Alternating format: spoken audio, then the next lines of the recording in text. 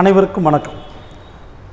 ஏற்கனவே நம் முந்தைய பதிவில் சிந்து சமவெளி நாகரிகம், குப்தர்கள் மற்றும் டெல்லி சுல்தானியம் தொடர்பான கேள்விகள், அதற்கான விவாதங்களை நாம் பதிவு செய்திருந்தோம். அதனுடைய தொடர்ச்சியாக பார்த்தீங்க அப்படின்னா, முகலாயர்கள் வரக்கூடிய குரூப் 4 தேர்வாக இருந்தாலும் சரி, அல்லது தமிழ்நாட்டினுடைய அனைத்து தேர்வுகளுக்கும் மிக முக்கியமான பகுதி. அப்போ அந்த முகலாயர்கள் தொடர்பாக ஒரு வெறும் 30 கேள்வியில் ஒட்டு மொத்தமாக அந்த சிலபஸையே நம்ம கம்ப்ளீட் பண்ண போகிறோம். சரிங்களா? ஸோ அப்போ ஒவ்வொரு கேள்வியும் அதற்கான விளக்கங்களையும் கவனமாக நோட் பண்ணிக்கோங்க. எந்த ஒரு கேள்வியும் ஸ்கிப் பண்ணாமல் பாருங்கள். கடைசியாக 30வது கேள்வி வரைக்கும் நீங்கள் பார்த்தீங்க அப்படின்னா, முகலாயர்களிலிருந்து எப்படிப்பட்ட கேள்விகள் கேட்டாலும் உங்களால் கட்டாயம் பதில் அளிக்க முடியும். சரிங்களா? ஸோ வாங்க முதல் கேள்விக்கு போயிடலாம். ஸோ ஃபஸ்ட்டு கொஸ்டின் பாருங்கள். பின் வருவனவற்றுள் அக்பரை பற்றிய சரியான கூற்று பாருங்க. அக்பரை பற்றிய சரியான கூற்று பாருங்க. முஸ்லிம் அல்லாதவர்களுக்கு ஜிஸ்யா வரியை நீக்கினார். சரியான ஸ்டேட்மெண்ட்டியா பாருங்க. 1564 பழைய ஸ்கூல் புத்தகங்கள் இருந்தது, இப்போ புது புத்தகத்தில் இல்லை. 1564 முஸ்லிம் அல்லாத மக்களுக்கு விதிக்கப்பட்ட ஜிஸ்யா வரியை அக்பர் நீக்கினார். அந்த ஸ்டேட்மெண்ட் கரெக்ட். அதுக்கடுத்து பாருங்க, சுல்-இ-குல் என்ற தத்துவத்தை பரப்பினார். இந்த தத்துவத்துடைய பொருள் பாருங்க, அனைவருக்கும் அமைதி. அப்ப அனைவருக்கும் அமைதி என்று பொருள்படக்கூடிய சுல்-இ-குல் என்கிற தத்துவத்தை பரப்பினார். இது பாருங்க, ஒரு தெய்வீக ஒரு கடவுள் கோட்பாடிய ஒரு தெய்வீக கடவுள் கோட்பாடு, மறந்துடக்கூடாது. அப்போ பாருங்க, இதனுடைய தொடர்ச்சியாக பார்த்தீங்கன்னா, இந்த ஒரு தெய்வீக கோட்பாடு அக்பரால் உருவாக்கப்பட்ட ஒரு தனி மதம்னே சொல்லுவாங்க. பாருங்க, தீன் இ இலாஹி என்கிற தனி மதமாக அறியப்படுகிறது. மறந்துடக்கூடாதியா? அப்ப இந்த தெய்வீக ஒரு கடவுள் கோட்பாட்டை பெரும்பாலும் எந்த தத்துவத்தை பிரதிபலிக்குது அப்படின்னு பார்த்தீங்கன்னா, சூஃபி மதத்தினுடைய தத்துவம். மறந்துடக்கூடாதியா? சூஃபி மதத்தினுடைய தத்துவத்தை இது பிரதிபலிக்கிறது. சரிங்களா? அப்போ நீங்கள் பார்த்தீங்கன்னா, இந்த 3 கூற்றுமே சரியான கூற்றுகள். அக்பரை பற்றிய இந்த 3 கூற்றுமே சரியானவை. இதில் பாருங்க, இந்த ஜிஸ்யா தொடர்பாக கூடுதல் தகவல் நம்ம போனோம்னா, இந்த ஜிஸ்யா வரியை இஸ்லாமியர்கள் அல்லாதவர்கள் மீது விதிக்கப்படக்கூடிய இந்த ஜிஸ்யா வரியை முதலாக அறிமுகப்படுத்தியவர் குத்புதீன் ஐபக். இந்தியாவில் இந்த வரியை முதலாக அறிமுகப்படுத்தியது குத்புதீன் ஐபக். மறந்துடக்கூடாது. சரிங்களா? அப்ப குத்புதீன் ஐபக்கு பிறகு இந்த வரியை மீண்டும் அறிமுகப்படுத்தியவர் அப்படின்னு சொன்னா ஃபெரோசா துக்ளக். அதன் பிறகு பாருங்க, அக்பர் இந்த வரியை ரத்து செய்திருப்பார். ஆனால் 1679 இந்த வரி மீண்டும் அவுரங்கசீப்பால் அறிமுகப்படுத்தப்பட்டிருக்கும், நடைமுறைப்படுத்தப்பட்டது. பாருங்க, இந்த ஜிஸ்யா வரி அப்படின்னா 4 பேர் வந்துடணும். முதலாக அறிமுகப்படுத்தியது குத்புதீன் ஐபக். அதன் பிறகு குரானை அடிப்படையாக கொண்டு அப்படின்னு சொல்லி ஃபெரோசா துக்ளக்கும் இந்த வரியை அறிமுகப்படுத்துவார். அப்ப இந்த வரியை ரத்து செய்தது அக்பர். இந்த வரியை மீண்டும் 1679 மீண்டும் அறிமுகப்படுத்தியது அவுரங்கசீப். மறந்துடக்கூடாதே, கவனமா நோட் பண்ணிருங்க. முதல் கேள்விக்கான பதில் என்பது டெல்லி இஸ் த ஆன்சர். அடுத்து பாருங்க, இரண்டாவது கேள்வி. அயன்-இ அக்பரி என்கிற நூலை எழுதியது அபுல் பாசல். அயன்-இ அக்பரி என்கிற நூலை எழுதியது அபுல் பாசல். மறந்துடக்கூடாது. சரிங்களா? பெரும்பாலும் பாருங்க, புக் அண்ட் ஆத்தர்ஸ் பொறுத்த வரைக்கும் கட்டாயம் நம்ம மனப்பாடம் பண்ணிக்கிறது ரொம்ப நல்லதியா. அது டெல்லி சுல்தானியர்களாக இருந்தாலும் சரி, மராத்தியர்கள், குப்தர்கள், அதற்கடுத்து முகலாயர்கள். முகல்ஸில் இருக்கக்கூடிய புக் அண்ட் ஆத்தர்ஸ், டெல்லி சுல்தானியத்தில் இருக்கக்கூடிய புக் அண்ட் ஆத்தர்ஸ், அதற்கடுத்து மராத்தியர்கள் இருக்கக்கூடியது, அடுத்து குப்தர்கள் இருக்கக்கூடியது நம்ம கட்டாயம் படிச்சுக்கணும். மினிமம் ஒரு கேள்வி கட்டாயம் வர வாய்ப்பு இருக்கிறது. சரிங்களா? அப்போ 52வது கேள்விக்கு அபுல் பாசல். அடுத்து பாருங்க, ஷாஜகானை பற்றிய தவறான கூற்று. ஷாஜகான் பற்றிய தவறான கூற்று. முதல் ஸ்டேட்மெண்டே பாருங்க, மன்சப்தாரி முறையை அறிமுகம் செய்தார். தவறு. இந்த மன்சப்தாரி முறையை அறிமுகம் செய்தது அக்பர். பாருங்க, 1570 இந்த மன்சப்தாரி முறையை அறிமுகப்படுத்தியது அக்பர். இப்ப பாருங்க, கடந்த கால டிஎன்பிசி கேள்வி என்பது இந்த மன்சப்தாரி முறை எதோடு தொடர்புடையது அப்படின்னு கேட்டிருப்பாங்க. இராணுவம். பாருங்க, இராணுவத்தை சீரமைப்பதற்காக அக்பர் மன்சப்தாரி முறையை அறிமுகப்படுத்தினார். மறந்துடக்கூடாது. அடுத்து மோதி மசூதி, ஜிம்மா மசூதி ஷாஜகான் கட்டியது கரெக்டு. முகலாய பேரரசு புகழும் உன்னதமும் அடைந்தது கரெக்டியா? அப்ப பாருங்க, தவறான கூற்று பார்த்தீங்கன்னாக்க முதல் கூற்று மட்டும்தான் தவறு. அப்ப பாருங்க, இந்த ஷாஜகானுடைய காலகட்டம் என்பது முகலாயர்களின் பொற்காலம் என்று அழைக்கப்படுகிறது. ஏன்னா அவருடைய காலத்துல தான் அழியா புகழ் பெறக்கூடிய பல்வேறு கட்டிடங்கள், குறிப்பாக செங்கோட்டை, ரெட் ஃபோர்ட், தாஜ்மஹால் போன்ற பல்வேறு கட்டிடங்கள் கட்டப்பட்டது. அதனால பாருங்க, ஷாஜகானுடைய காலத்தை முகலாயர்களின் பொற்காலம் என்று அழைப்பார்கள். சரி, அடுத்து பாருங்க, 54வது கேள்வி பொறுத்துகையா. 54வது கேள்வி, ஃபதேபூர் சிக்ரி. பாருங்க, ஃபதேபூர் சிக்ரி ஆக்ரா, ஜிம்மா மசூதி டெல்லி, பிபிகா மக்பாரா அவுரங்காபாத், பாதுஷா மசூதி லாகூர். சரிங்களா? இது பாருங்க, ரொம்ப முக்கியமானது இதில் அப்படின்னு பார்த்தீங்கன்னா இந்த பிபிகா மக்பாரா இது ரொம்பவே முக்கியமானது. ஏன்னா ஃபதேபூர் சிக்ரி அக்பரால் உருவாக்கப்பட்டது, ஜிம்மா மசூதி ஷாஜகான், பாதுஷாஹி மசூதி அவுரங்கசீப், பாதுஷாஹி மசூதி அவுரங்கசீப் காலத்தில் கட்டப்பட்டது. அப்ப இந்த பிபிகா மக்பாரா பாருங்களேன், இந்த பிபிகா மக்பாரா அவுரங்கசீப்பினுடைய மகன் ஆசம் ஷா, முகமது ஆசம் ஷா,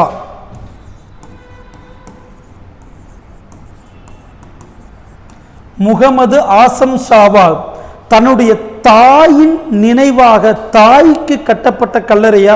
தற்போது இது மகாராஷ்டிரா மாநிலம் அவுரங்காபாத்தில் இருக்கிறது, மறந்துடக்கூடாது.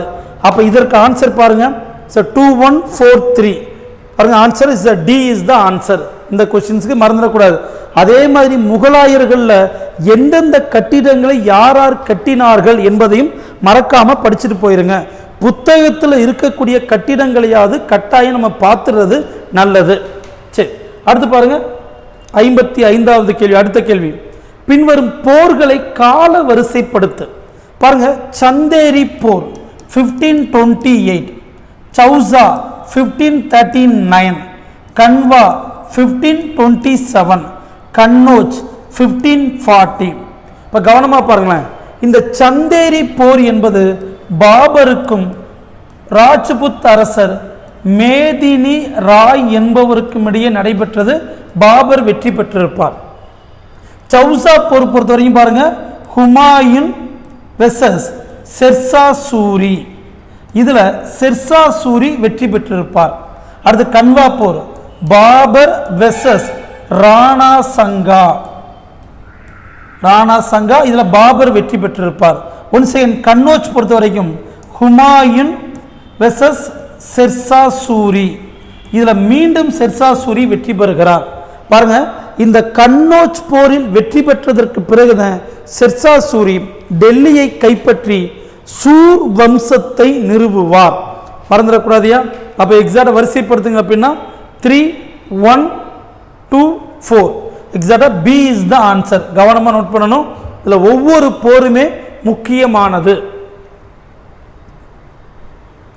அடுத்து பாருங்க, சந்தேரி போர். இப்ப நம்ம பார்த்தோம் இல்லையா, சந்தேரி போர் என்பது பாபருக்கும் மேதினி ராய்க்கும் இடையே 1528 நடைபெற்றது.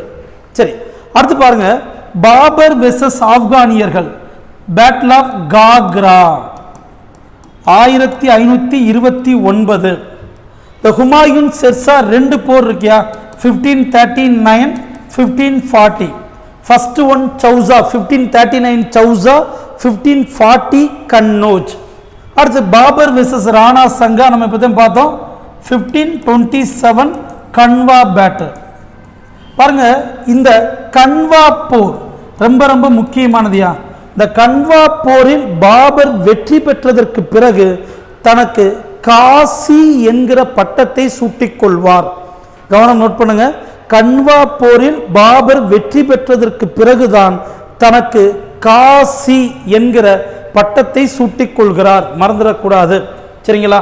அடுத்து பாருங்க 57வது கேள்வி.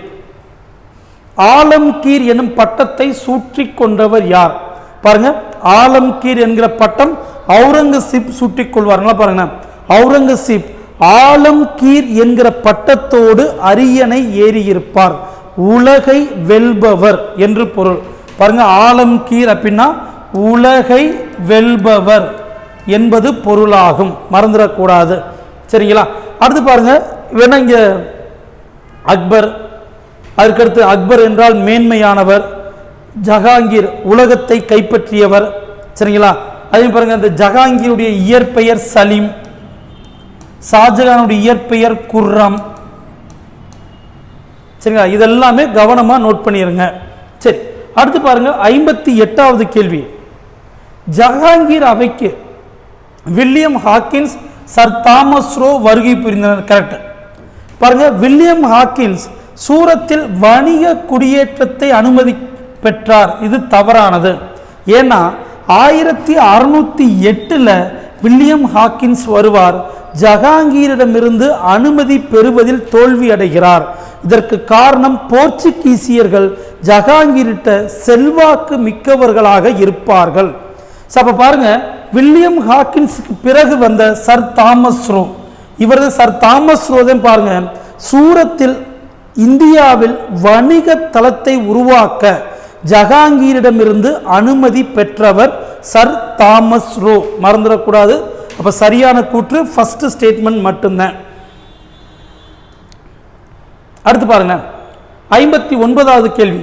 தத்துவ இளவரசர் தாரா ஷிகோ, பாருங்க, தாரா ஷிகோ அவுரங்கசீப்பினுடைய அண்ணன். அதுமாதிரி ஷாஜகானால் இளவரசராக முடிசூட்டப்பட்டவர். ஷாஜகான் தனக்கு பிறகு தாரா ஷிகோத அரியணை ஏற வேண்டும் என்று விரும்பினார். அது நடக்கவில்லை. சரிங்களா? அப்ப தத்துவங்களின் இளவரசர் தாரா ஷிகோ. மறந்துடக்கூடாது. இவர்தான் பாருங்க என்ன பண்ணியிருப்பார்னாக்க உபநீடதங்களை பாரசீகத்தில் மொழிபெயர்த்தார். பாரசீகத்தில் மொழிபெயர்த்திருப்பார். மறந்துடக்கூடாது. பாரசீக மொழியில் மொழிபெயர்த்திருப்பார் தாரா ஷிகோ. அடுத்து பாருங்க, பிரெஞ்சு மன்னர் 14ஆம் லூயியின் சமகாலத்தவர் ஷாஜகான்யா. 14ஆம் லூயியின் சமகாலத்தவர் ஷாஜகான். ஏற்கனவே போன குரூப் 1ல கேட்டாங்க.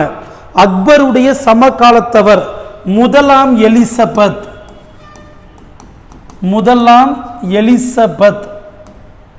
சரிங்களா? கவனமா நோட் பண்ணும். இப்ப முதலாம் எலிசபெத் இங்கிலாந்து ராணி, இங்கிலாந்து அரசி முதலாம் எலிசபெத் அக்பருடைய சமகாலத்தவர். அதே மாதிரி ஷாஜகான் பிரெஞ்சு மன்னர் 14ஆம் லூயியின் சமகாலத்தவர். அடுத்து பாருங்க, சரியான கூற்று. அவுரங்கசீப் உத்தரவின்படியே குரு தேஜ் பகதூர், சீக்கிய குருவான சீக்கியர்களின் 9th குரு, 9வது குருவான குரு தேஜ் பகதூர் கொல்லப்படுவார். கரெக்ட்.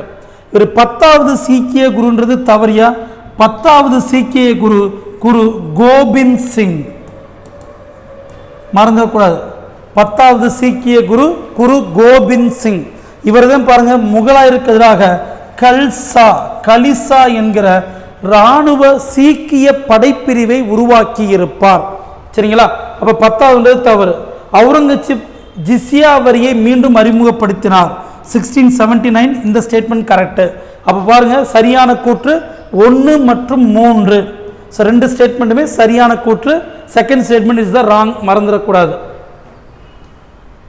அடுத்து பாருங்க 62வது, கப்பலின் ஒட்டகம் என்கிற தொழில்நுட்பத்தையும் அதே மாதிரி இபத்கானா வழிபாட்டு கூட்டத்தையும் உருவாக்கியது அக்பர். மறந்துடக்கூடாது. அக்பர். இத பாருங்க, இபத்கானா கட்டிடத்தை 1575 அக்பர் உருவாக்குவார். எல்லா மதங்களில் இருக்கக்கூடிய தத்துவங்களை புரிந்து கொள்வதற்காக, தெரிந்து கொள்வதற்காக இந்த இபத் கானா கட்டிடத்தை அக்பருக்கு என்ன பண்ணாரு, இதை உருவாக்கி இருப்பார். சரிங்களா, 1575. ஓகே, நல்லா பாருங்க. இந்த இபத் கானா கட்டிடம் 1582 அக்பர் அவர்களால் முழுமையாக மூடப்பட்டது. 1582 அந்த கட்டிடம் முழுமையாக மூடப்பட்டது. ஏன்னா இதில் கலந்து கொண்ட ஒவ்வொரு மத தலைவர்களும் தங்கள் மதமே பெரியது என்று வாதாடி இருப்பார்கள். விளைவு இந்த பில்டிங்கே வேணான்னு சொல்லி அக்பர் மூடியிருப்பார். ஸோ இதில் ரொம்ப முக்கியமாக நமக்கு +1 ஸ்கூல் புக்கிலேருந்து கேட்கணும்னு நினச்சா, இந்த இபத் கானா வழிபாட்டு கூட்டத்தில் அக்பரோடு கலந்து கொண்ட மிக முக்கியமான தலைவர்கள் யாராரு அப்படின்னு கேட்டா, இப்போ ஃபர்ஸ்ட் ஒன் பாருங்க. The first one Purushottam and Devi. இவர்கள் ரெண்டு பேருமே பாருங்க ஹிந்து மதத்தை சார்ந்தவர்கள். புருஷோத்தம் மற்றும் தேவி ரெண்டு பேருமே பாருங்க ஹிந்து மதத்தை சார்ந்தவர்கள். ரெண்டாவது பாருங்க மெஹர்ஜி ராணா. இவர் பாருங்களேன் சௌராஷ்டிர மதம், ஜொராஸ்ட்ரியனிசம், ஜௌராஷ்டிர மதத்தை சார்ந்தவர். அதுக்கடுத்து பாருங்க மூன்றாவது அக்வ விவா அல்லது மான்சரட். இவர்கள் ரெண்டு பேருமே பாருங்க போர்ச்சுகீஸ் ஃபாதர்கள், கிறிஸ்துவ மதத்தை சார்ந்தவர்கள். அதுக்கடுத்து பாருங்க நான்காவதாக ஹரி விஜய சூரி. இவர் சமண மதத்தை சார்ந்தவர். பாருங்க புருஷோத்தம் அண்ட் தேவி ரெண்டு பேருமே ஹிந்து மதத்தை சார்ந்தவர்கள். மெஹர்ஜி ராணா சொராஸ்ட்ரியனிசம், சொராஸ்ட்ரியனிச மதத்தை சார்ந்தவர். அக்வ விவா அண்ட் மான்சரட் கிறிஸ்துவ மதத்தை சார்ந்தவர். ஹரி விஜய சூரி சமண மதத்தை சார்ந்தவர். அப்ப இவங்க பாருங்க இபத் கானா பில்டிங்கில் அக்பரோடு விவாதத்தில் கலந்து கொண்டவர்கள். +1 ஸ்கூல் புக்கில் இருக்கு. கவனமா இந்த பெயர்களை மனப்பாடம் பண்ணிடணும். சரிங்களா, அப்ப இபத் கானா கட்டிடம் உருவாக்கப்பட்டது 1575. அந்த இபத் கானா கட்டிடம் மூடப்பட்டது 1582. அப்ப இந்த இபத் கானா பில்டிங்கை க்ளோஸ் பண்ணிட்டு தான் அக்பர் அவர்கள் 1582 தீன் இ இலாஹி என்கிற ஒரு தெய்வீக கோட்பாட்டை உருவாக்கினார் என்று குறிப்பிடுகிறார்கள். ஸோ கவனமா நோட் பண்ணிருங்க. சரி, அடுத்து பாருங்க 63வது கேள்வி பாருங்க. பாபர் துருக்கிய மொழியில் தனது சுயசரிதையை பாருங்க, பாபர் எழுதிய சுயசரிதை இருக்கு இல்லையா, பாருங்க பாபர் தன்னுடைய சுயசரிதையை துசுக் இ பாபரி அல்லது பாபர் நாமா, துசுக் இ பாபரி அல்லது பாபர் நாமா என்கிற பெயரில் துருக்கிய மொழியில் எழுதியிருப்பார். இதை பாரசீகத்தில் மொழிபெயர்த்தது அப்துல் ரஹீம் கான் இ கனான். சரிங்களா, அப்துல் ரஹீம் கான் இ கனான் பாபர் நாமாவை பாரசீகத்தில் மொழிபெயர்த்திருப்பார். அதே மாதிரி இந்த பாபர் நாமாவை ஆங்கிலத்தில் மொழிபெயர்த்தது, மறந்துடக்கூடாதியா, ஆங்கிலத்தில் மொழிபெயர்த்தது மேடம் பேப்ரிட்ஜ்.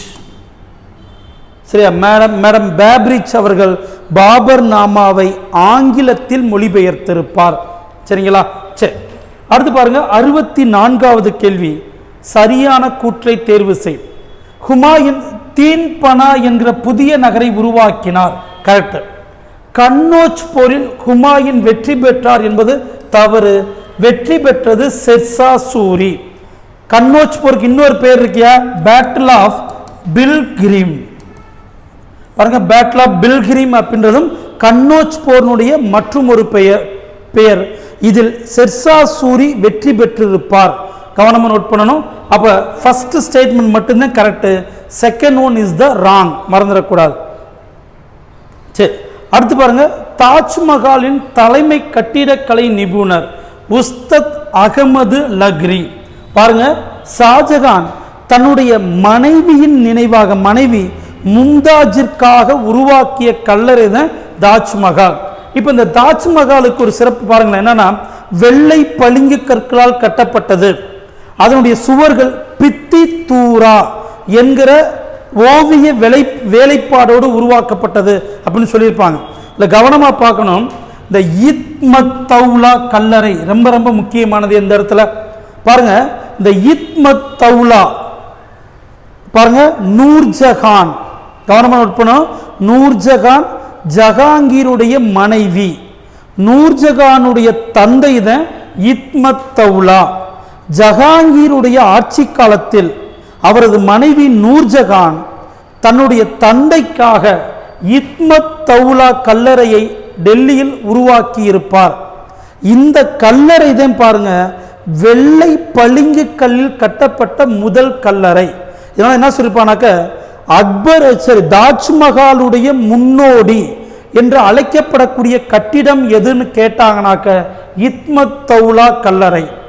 தாஜ்மஹாலுடைய முன்னோடி அப்படின்னா இத்மத் தௌலா கல்லறை, மறந்துடக்கூடாது. நூர்ஜஹானுடைய தந்தை, நூர்ஜஹான் ஜஹாங்கீருடைய மனைவி. சரிங்களா?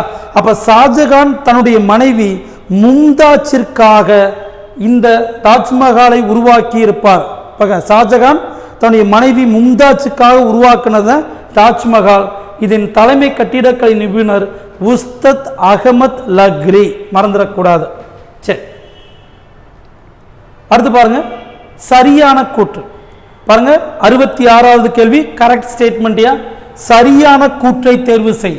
அக்பர் அரசவையில் சூர்தாஸ் ஆக்ராவின் பார்வை திறனற்ற பாடகர். இந்த ஸ்டேட்மெண்ட் கரெக்டியா? அதே மாதிரி கால்திஹட் போர் 56 1576, த பேட்டில் ஆஃப் கால்திகட் 1576. இந்த போருக்கு பிறகுதான் அனைத்து ராஜபுத்திரர்களும் அக்பருடைய மேலாண்மையை ஏற்றுக்கொண்டிருப்பார்கள். கால்திகட் பாருங்க, இந்த மேவார் அரசர் ராணா பிரதாப் சிங்கை அக்பர் தோற்கடித்திருப்பார். சரிங்களா? அப்போ ஃபர்ஸ்ட் ஸ்டேட்மெண்ட் மட்டும்தான் correct, second statement is the wrong. Year தப்பா இருக்கு. இப்போ 1556 என்ன? 1556 அப்படின்றது செகண்ட் பேட்டில் ஆஃப் பானிபட், இரண்டாவது பானிபட் போரில் அக்பர் ஹேமு என்கிற ஹேமச்சந்திராவை தோற்கடித்திருப்பார். சரிங்களா? ஸோ கவனமாக நோட் பண்ணிடணும். அதே மாதிரி இன்னொரு கேள்வி கேட்டாங்கனாக்க, அக்பர் அரசவையில் இருந்த இன்னொரு முக்கியமான பாடகர் குவாலியரை சார்ந்த தான் சென். இது +1 ஸ்கூல் புக்கில் இருக்குமையா, கவனம் நோட் பண்ணணும். ஸோ ஆக்ரா அப்படின்னா சூர்தாஸ், குவாலியர் அப்படின்னா தான் சென், மறந்துடக்கூடாது. சரி, அடுத்த கேள்வி பாருங்க, 67வது கேள்வி. ஸோ ஜஹாங்கீர் ஆட்சி காலத்தில் இந்தியாவிற்கு வருகை புரிந்த முக்கியமான வெளிநாட்டு பயணிகள் லிஸ்ட் பாருங்க. பெர்னியர் பிரெஞ்சு மருத்துவர், கரெக்டியா? தவர்னியர் ஜெர்மன் அப்படின்றது தவறு, இவரும் French. Peter Mundy England correct, Manucci Italy அப்படின்றது கரெக்ட். அப்ப ஜெர்மன் பயணி யாரு? மண்டல் சோ அல்லது மாண்டல் சோ. ஜெர்மன் இவரதையா ஜெர்மனி. அப்ப இதுல பாருங்க, தவர்னியர் ஜெர்மனின்றது தவறு, பிரெஞ்சு வைர வியாபாரி. அப்ப தவறானது பி இஸ் த ராங். அடுத்து பாருங்களேன், 68 சரியான கூற்றை தேர்வு செய். The second battle of Panipat கரெக்டியா? இரண்டாவது பானிபட் யுத்தம் 1556. அதுக்கடுத்து பாருங்க, குஸ்ருவிற்கு உதவியதற்காக சீக்கிய குரு அர்ஜுன் சிங்கிற்கு ஜஹாங்கீர் மரண தண்டனை. ஜஹாங்கீருடைய மூத்த பையன் குஸ்ரு ஜஹாங்கீரை எதிர்த்து புரட்சி செய்திருப்பார். அப்ப குஸ்ருவுக்கு உதவி செய்ததற்காக 5வது சீக்கிய குருவான அர்ஜுன் சிங்கிற்கு ஜஹாங்கீர் மரண தண்டனை விதித்திருப்பார். அப்ப ரெண்டு ஸ்டேட்மெண்ட்டுமே இங்க சரி. C is the answer. அடுத்து பாருங்க, 69 பின்வரும் கட்டிடங்கள் அக்பரால் கட்டப்பட்டவை. நம்ம ஏற்கனவே சொன்னியாச்சு, இந்த பிபிகா மக்பாராவை மட்டும் ரிமூவ் பண்ணுங்க. பிபிகா மக்பாரா அவுரங்கசீப்பினுடைய மகன் முகமது ஆஷம் ஷா தனது தாய்க்காக உருவாக்கிய கல்லறை. அப்ப 3 மட்டும் நீ ஆப்ஷன் எடுத்தீங்க அப்படின்னா பி இஸ் த ஆன்சர். அவ்வளவுதையா, சிம்பிளா எடுத்துடலாம். இந்த மாதிரி கேள்விலாம் நீங்க பார்க்கும்போது பார்ப்பதற்கு கேள்வி கடினமாக இருக்கும். கேள்வியை பார்த்த உடனே நம்ம பயந்துடக்கூடாது. சிம்பிள். இந்த கேள்வியில் பாருங்க, 3 மட்டும் ஆப்ஷன் எழுதுனேன், எனக்கு இங்கே ஒரு 3 இருக்கு, அப்போ வராது, இங்கே 3 வராது, மேற்கண்ட அனைத்தும் வராது. அப்போ ஆட்டோமேட்டிக்காக மற்றதெல்லாம் தெரியணுன்ற அவசியம் இல்லை. ஈஸியாக இந்த மாதிரி கேள்விக்கு நம்ம ஆன்சர் பண்ணிடலாம். எக்ஸாமில் பயம் மட்டும் கூடாது. தைரியமாக அந்த 3 மணி நேரத்தை அணுகியவர்கள் தோல்வி அடைந்ததாக சரித்திரம் இல்லை. சரிங்களா? ஆனால் ஒரு கொஸ்டினை பார்த்ததுமேவும் மனசுக்குள்ள பயம் வந்துருச்சுன்னா ஆட்டோமேட்டிக்காக பதிலும் வராது. ஸோ பயப்படாமல் மட்டும் எக்ஸாம் எழுத பழகுங்க. அதுக்குத்தான் பாருங்கள், நிறையா நீங்கள் தேர்வு எழுதி பழகிருந்தீங்கன்னா இந்த பிரச்சனை வராதியா? சரிங்களா? அதனால் நிறைய தேர்வு இன்னி வரக்கூடிய இந்த ஒரு மீதி இருக்கக்கூடிய 2 வாரங்கள் இருக்கு இல்லையா, டெய்லி ஒரு தேர்வு, பதில் தெரியுதோ இல்லையோ, தெரியவில்லை என்றால் தெரிந்து கொள்வோம் என்கிற அடிப்படையில் தேர்வு எழுதி பழகுங்க. சரி, அடுத்து பாருங்க. நெக்ஸ்ட் 70வது கேள்வி. புராணக்கிலா. புராணக்கிலா என்கிற கட்டிடத்தை உருவாக்கியது ஷெர்ஷா சூரி. பாருங்க, ஷெர்ஷா சூரியால் கட்டப்பட்ட கட்டிடங்கள் அப்படின்னா தற்போது நமக்கு இருக்கக்கூடியது 2 தான். டெல்லி ஆக்ராவில் அவர் உருவாக்கிய புராணக்கிலா. 2வது பீகார் சசாரம் என்கிற இடத்தில் அவர் கட்டிய அவருடைய கல்லறை. சரியா? 2 இருக்கு, புராணக்கிலா, ஷெர்ஷா சூரி. அடுத்து 71வது கேள்வி பாருங்க. ஷெர்ஷா சூரியின் நாணய முறை. ஆங்கிலேய நாணய முறைக்கு அடித்தளம் விட்டது. சரிது, கரெக்டுதையா? ஏன்னா ஷெர்ஷா சூரி ருப்பியா என்கிற வெள்ளி நாணயத்தை அறிமுகப்படுத்தி இருப்பார். சரிங்களா? இப்போ வரலாற்று தகவல் படி பார்த்தீங்கன்னா 1837 வரை இந்த நாணயங்கள் புழக்கத்தில் இருந்தது அப்படின்னு குறிப்பிடுகிறார்கள். சரிங்களா? அடுத்து பாருங்க, ஷெர்ஷா சூரி தனது கல்லறையை ஆக்ராவில் உருவாக்கினார் தவறு. பீகார் சசாரம், ஆக்ரா என்பது தவறு. அப்போ பாருங்க, சரியான கூற்று ஃபர்ஸ்ட் ஸ்டேட்மெண்ட் மட்டும்தான் சரியான கூற்று. இப்போ இதில் கவனமாக நீங்கள் பார்க்கணும்னா, இந்த ஷெர்ஷாவுடைய நாணய முறைக்காக என்ன பண்ணியிருப்பாங்க, இவர் நவீன நாணய முறையின் தந்தை என்று குறிப்பிடுகிறார். அடுத்து பாருங்க, இந்த ஷெர்ஷாவினுடைய நிர்வாக முறையத்தை அடுத்து வந்த அக்பர் பின்பற்றி இருப்பார். அப்ப ஷெர்ஷாவினுடைய நிர்வாக முறையை அக்பர் பின்பற்றியதால் அக்பருடைய முன்னோடி அப்படின்னு சொல்லி ஷெர்ஷா சூரியை குறிப்பிடுகிறார்கள். ஸோ அந்த தகவலையும் கவனமாக நோட் பண்ணிடணும். அடுத்து பாருங்க, 72வது கேள்வி. உபநிடதங்களை பாரசீகத்தின் மொழிபெயர்த்தவர் ஏற்கனவே சொல்லிட்டேன், தாரா ஷிகோ, ஷாஜகானுடைய முதல் பையன். அடுத்து பாருங்க 73, தபக்கத் இ அக்பரி என்கிற நூலை எழுதியவர் அபுல் பாசல். மறந்துடக்கூடாதியா, அபுல் பாசல். அடுத்து 74வது கேள்வி பாருங்களேன். 74வது கேள்வி. செங்கோட்டை என்ன பெயரில் அழைக்கப்படுகிறது? லால் குயிலா. ஷாஜகானால் உருவாக்கப்பட்ட ரெட் ஃபோர்ட் பாருங்க, ரெட் ஃபோர்ட் செங்கோட்டை லால் குயிலா என்று அழைக்கப்படுகிறது. அடுத்து பாருங்க 75வது கேள்வி. 1526 முதலாம் பானிபட் போரில் குதிரைப்படைன்றது தவறு. ஏன்னா பீரங்கி படை, அடுத்து ஆர்ட்டிலரியா, கேவலரி ஃபோர்ஸ் கிடையாது. பாபர் வெற்றி பெற்றதற்கு மிக மிக முக்கியமான காரணம் அவருடைய பீரங்கி படை. அடுத்து பாருங்க, செகண்ட் ஸ்டேட்மெண்ட் பொறுத்த வரைக்கும் நம்முடைய ஸ்கூல் புக்கில் இந்த லைன் அப்படியே இருக்கியா. பாபர் ஆக்ராவிலிருந்து லாகூருக்கு திரும்பி போகும்போது வழியில் இறந்தார் அப்படின்றது. ஏன்னா பாபருடைய மறைவு பற்றி அவருடைய மகள் ஹுமாயூன் நாமா என்கிற புத்தகத்தை எழுதியிருப்பாங்க. ஸோ அதில் ஹுமாயூனுக்கு உடல்நிலை சரியில்லாமல் போனது. ஸோ அதாவது கடவுள்கிட்ட வேண்டினார் பாபர். அப்போ பாபர் நோய்வாய்ப்பட்டு இறந்துட்டாரு, ஹுமாயூன் நல்லா ஆயிட்டார்னு ஒரு தகவல் சொல்லுவாங்க. ஆனால் இந்த லைன் பாருங்க, பாபர் ஆக்ராவிலிருந்து திரும்பி லாகூர் செல்லும் வழியில் 1830 இறந்தார் என்பது ஸ்கூல் புத்தகத்தில் இருக்கிறது. அதனால வேற வழியே இல்லை, கவனமாக நோட் பண்ணுங்க. 2வது ஸ்டேட்மெண்ட் கரெக்டு. சரிங்களா? அதனால பாருங்க, எதுக்கு நாங்கள் எப்பயுமே டிஎன்பிசி படிக்கக்கூடிய மாணவர்களுக்கு ஸ்கூல் புக்கை படிங்கன்னு சொல்லுவோம் அப்படின்னா இந்த மாதிரி ஸ்டேட்மெண்ட் தான். நம்ம கேள்விப்படக்கூடிய தகவல் ஒன்றாக இருக்கும், ஆனால் புத்தகத்தில் தகவல் வேற மாதிரி இருக்கும். ஸோ எக்ஸாம் பொறுத்த வரைக்கும் பெரும்பாலும் ஸ்கூல் புத்தகத்தில் இருக்கிறத அவங்க ஆன்சராகவே எடுத்துக்கிறாங்க. சரிங்களா? ஸோ நீ எவ்வளவு மெட்டீரியல் படித்தாலும் ஸ்கூல் புக்கை படிக்கணும். அதனால பாருங்கள், நம்ம பயிற்சி மையத்தை பொறுத்த வரைக்கும் ஸ்கூல் புக்கை பிரதானமாக வச்சு அதை வச்சு தான் நம்முடைய எல்லா மெட்டீரியல்ஸையும் நம்ம உருவாக்கி வைத்திருப்போம். சரிங்களா? ஸோ கவனமாக படியுங்க. சரி, அடுத்து பாருங்களேன், 76வது கேள்வி பொறுத்த வரைக்கும் ஸ்டேட்மெண்ட் கொஸ்டினியா கவனம் பாருங்க. சரியான கூற்று. அக்பருடைய சமகாலத்தவர் இங்கிலாந்து அரசி முதலாம் எலிசபெத். கரெக்ட். பைரம் கான் அக்பரின் பாதுகாவலர். கரெக்ட். அதுக்கடுத்து பாருங்க, பதானி அக்பருடைய மத கொள்கையை பாராட்டினார். தவறியா? இவர் வந்து பார்த்தீங்கன்னா கிரிட்டிசைஸ் பண்ணியிருக்காரு. அவருடைய டாலரன்ஸ் இருக்கு இல்லையா, அதை விமர்சித்திருக்கிறார். பதானி அதை பாராட்டவில்லை. அப்ப பாருங்க, A is the answer. The third statement is the wrong. அது பாருங்க 77 கேள்வி பாருங்க. சரியான கூற்றை தேர்ந்தெடு. நசுருதீன் முகமது ஜஹாங்கீர் உலகத்தை கைப்பற்றியவர். கரெக்ட்.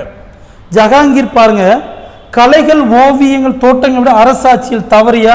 ஏன்னா அரசாட்சியை தனது மனைவியான நூர்ஜஹான்ட்ட கொடுத்துட்டு இந்த ஓவியங்கள் வரைவதில் அதிக கவனம் செலுத்தி இருப்பார். அதனாலதான் பாருங்க, ஓவியக்கலை யாருடைய ஆட்சி காலத்தில் சிறப்பு பெற்றிருந்தது அப்படின்னா ஜஹாங்கீர். கட்டிடக்கலை யாருடைய காலத்தில் கேட்டாங்கனாக்க ஷாஜகான். கட்டிடக்கலையின் இளவரசர் மறந்துடக்கூடாது, ஷாஜகான். அதே ஓவியக்கலைன்னு கேட்டா ஜஹாங்கீர், மறந்துடக்கூடாதியா. அது சிக்கந்தாராவின் அக்பர் கல்லறையை ஜஹாங்கீர் கட்டினார். கரெக்ட். அப்போ ஃபர்ஸ்ட் ஸ்டேட்மெண்ட்டும் தேர்ட் ஸ்டேட்மெண்ட்டும் கரெக்ட். அப்போ second is the wrong. Answer is the C. இப்போ கூடுதலாக பார்த்தீங்கன்னாக்க அக்பரை பற்றி கூடுதலாக ஒரு தகவல் நீங்கள் நோட் பண்ணிக்கலாம்.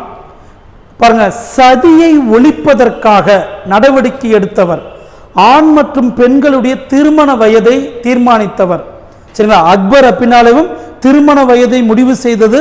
அதுக்கடுத்து சதிக்கு எதிராக நடவடிக்கை எடுத்த முகலாய அரசர் அக்பர், மறந்துடக்கூடாது.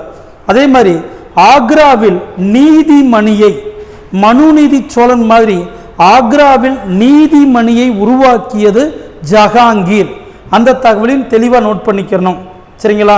ஸோ இவ்வளவு பாருங்க. இதை தாண்டி பெரும்பாலும் கேள்விகள் வருவதற்கு வாய்ப்பு குறைவு தான். அப்போ இந்த கேள்வி ஒவ்வொன்றையும் வரிசையாக பார்த்து நம்ம கூடுதலாக சொன்ன தகவலையும் நோட் பண்ணி வச்சுங்க. இல்லை சார், இதை தாண்டி இன்னும் எங்களுக்கு ஏதாவது முகலாயர்கள் சம்பந்தமாக ஏதேனும் உங்களுக்கு சந்தேகம் இருந்துச்சுன்னா இந்த கீழே தெரியக்கூடிய இந்த 2 எண்களில் ஏதாவது ஒரு எண்ணில் எங்களை தொடர்பு கொள்ளலாம். முகலாயர்கள் சம்பந்தமாக உங்களுடைய கேள்விகளுக்கு சரியான பதில் அளிக்கப்படும். ஸோ இந்த 2 எண்களை ஏதாவது ஒரு எண்ணை தொடர்பு கொள்ளுங்க. ஸோ படிக்கும்போது மிக தெளிவாக படிங்க. குரூப் 2க்கு ஆல்ரெடி டிஎன்பிசி தெளிவாக ஒரு சிலபஸை நேற்று வெளியிட்டார்கள். சரிங்களா? அந்த சிலபஸை பற்றி பயப்பட வேண்டாம். அந்த சிலபஸ் மிக மிக எளிதானது. குரூப் 2 2A அனைவரும் வெற்றி பெற முடியும். சரிங்களா? அந்த சிலபஸ் சம்பந்தமான பதிவையும் நாம் நாளைய வீடியோவில், நாளைக்கு பதிவு செய்யக்கூடிய வீடியோவில் அந்த சிலபஸை மிக தெளிவாக நம்ம பேசலாம். சரிங்களா? ஸோ தற்போது குரூப் 4க்கு தயாராகி கொண்டிருப்பீர்கள். குரூப் 2 பற்றியோ அல்லது வேறு தேர்வுகள் பற்றியோ மைண்டில் ஏற்றாதீங்க. எதுவாக இருந்தாலும் ஜூன் 9ஆம் தேதிக்கு அப்புறம் நாம் பார்த்துக்கொள்ளலாம். சரிங்களா? ஸோ சந்தேகம் இருந்தால் கட்டாயம் எங்களை தொடர்பு கொள்ளுங்கள். நாங்கள் உங்களுக்கு உதவி செய்கிறோம். நன்றி. அடுத்த பதிவில் நாம் சந்திக்கலாம்ப்பா.